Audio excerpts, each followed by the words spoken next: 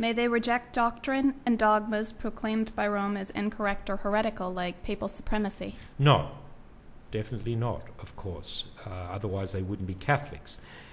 They can't. But where there is room, I think, is to say, but we come from a theological patrimony. Again, Roman supremacy, Roman jurisdiction, the jurisdiction of the Bishop of Rome, his universal jurisdiction, is related. It always was the case in the Church in the first millennium in the West. The East had a somewhat different, nuanced outlook. And there are historical reasons to do with the fall of the Western Empire and the Western Roman Emperor ceased to exist. In the East, that didn't happen. The history was different. And those different histories influenced the theology and the development of outlook, and in the West, even dogma with respect to the place of the Pope. It was a very different historical reality from one church to the other. And that even grew worse in the second millennium, I would say. But again, for historical reasons. So we have to say, well, at least I would say to say, well, Rome is not heretical in defining the papacy in the way they did. They did it for reasons that were relevant in their churches in the West. But, for example, Protestantism. But in the East, the reality is different. The church structure is not as centralized. There are many patriarchates. It wasn't as clerical. The fall of the Eastern Empire occurred in a different way much later. So there was a Byzantine emperor right through till the 1400s. It was a different reality, and so the understanding of papal jurisdiction as defined in the West was much more foreign in the East, and that's understandable. So I think the Roman position says that there is a special ministry of the Bishop of Rome over and above all the other bishops, and I think there's grounds for that. I'll put it another way.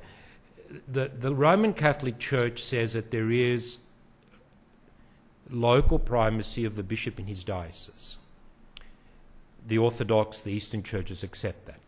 There is the primatial metropolitan primacy or patriarchal primacy of a church. I think the Eastern Catholics, of course, and Eastern Orthodox would agree with that.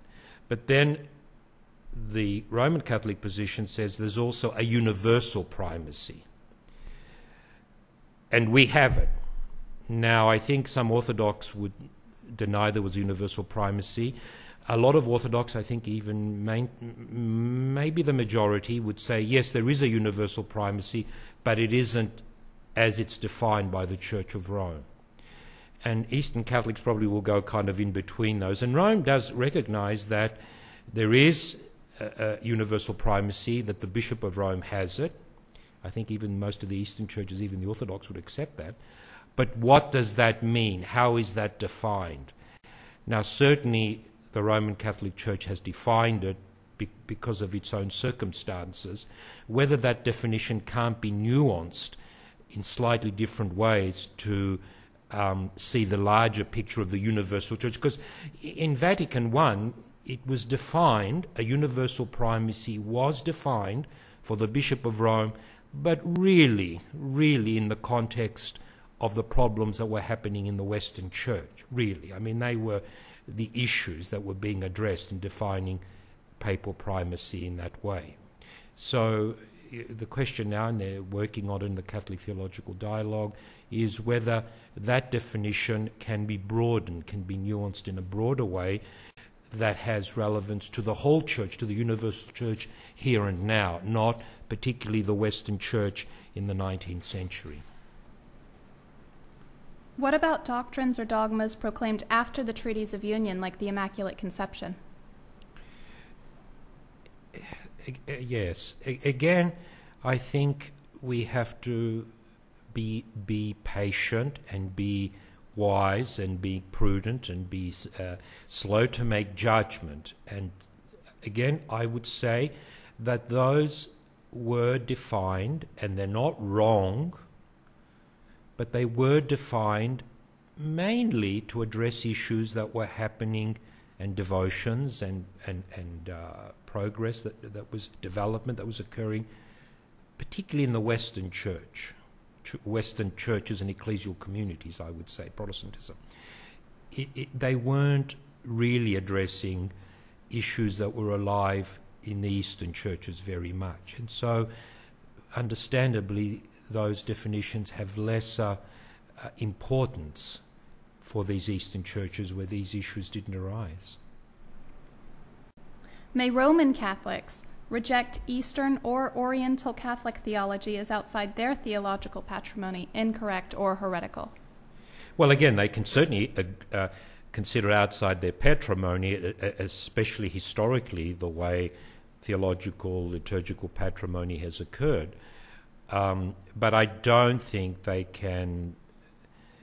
I think they should be extremely, extremely cautious and slow to reject it as heretical. That's a very, very... and where to draw the line, I don't know. But certainly, I don't think the Catholic Church these days officially would say that most dogmas held by the Orthodox Church are heretical. I don't think so. I think they would probably... No, I don't think they would. They wouldn't. They would probably say, the official Catholic position would probably say, with respect to papal primacy, their understanding is incomplete, but I don't think, from the Catholic point of view, the charge of heresy would, these days, anymore be directed at even Orthodox. I don't believe that. What is the bottom line on what it means to the everyday Catholic that each of the rites includes its own theological patrimony? I think it means, particularly in a place like America, where you have, certainly the Roman Catholic Church is an enormous church in America, far bigger than all the other churches, certainly the other apostolic churches. But one has to realize that the history of America is that even the Roman Catholic Church has been, and still is, a minority church. America is a secular country now, but it's also a very Protestant country historically. And so even the Catholic Church has never had the upper hand over all churches in America, has never been the state church in America. And I think that's a good sign, because even the Catholic Church understands that you have to be able to dialogue and live in harmony with other outlooks. And there's a large Orthodox presence, both Oriental and particularly Eastern Orthodox in America, and it's been here a considerable amount of time. The Russian missions have been in the Americas for a long time, and then there's a lot of now more and more Oriental Orthodox and Oriental Catholics, Copts and Chaldeans and so on. And so I think America provides a melting pot of different theological traditions, if you like. And we're all Americans. We speak a common language. And I think that emphasis is very strong in America. So we all know that because we have different faiths, we still have to get along and dialogue and be tolerant with each other. And I think for the Catholic Orthodox dialogue, for this amalgamation of different ancient theological positions, I'm not talking about Protestant, but I'm talking about the apostolic churches, I think America provides a melting pot where there can be a lot of diversity and a lot of richness that can be drawn from for one's own personal Christian life. So I see it as a very good thing. It means that American Catholics or American Orthodox or American Christians generally have a much richer heritage. Even though America is a relatively new country, its history is fairly recent compared to Europe or the Middle East, even its ecclesial history, nevertheless, because of these people from all parts of the world, from all sorts of different ancient histories, that live here in harmony as Americans, that this richness is available in America in a way that is probably unique in the modern world.